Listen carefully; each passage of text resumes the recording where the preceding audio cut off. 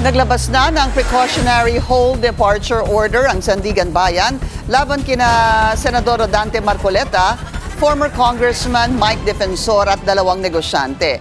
Bawal muna silang lumabas ng bansa dahil sa kasong plunder. Narito ang agenda report ni Joan Manalo.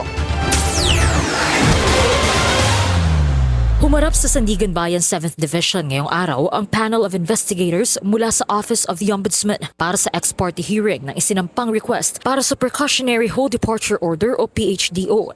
Laban kina Senator Rodante Marcoleta, dating Quezon City Congressman Mike Defensor at mga negosyanteng sina Aristotel Veray at Joseph Espiritu. Pasado alas 10 ng umaga nagpulong ang Sandigan Bayan 7th Division na pinangungunahan ni Chairperson Lorifel Lacap Pahimna.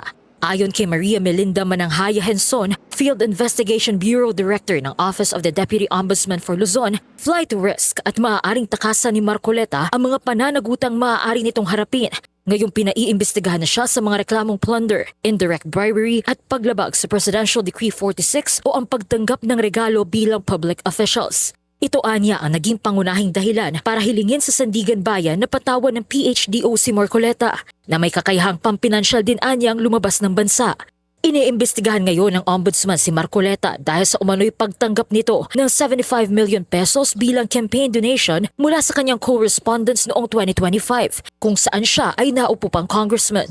Pagdidiin ng Ombudsman, lagpas sa 50 million peso threshold ng plunder ang halagang natanggap ni Marcoleta. Sa isang privilege speech naman kahapon sa Senado, sinabi ni Marcoleta na nais lamang siyang patahimikin sa pagsasalita tungkol sa flood control scandal at maging sa impeachment trial ni Vice President Sara Duterte na kanyang kaalyado. The trump-up charges filed against me and some of my friends are not merely legal accusations. They form part of a deeper and more nefarious design to intimidate independent voices, to punish dissent, and to warn every senator that the price of asking hard questions could lead to personal damnation.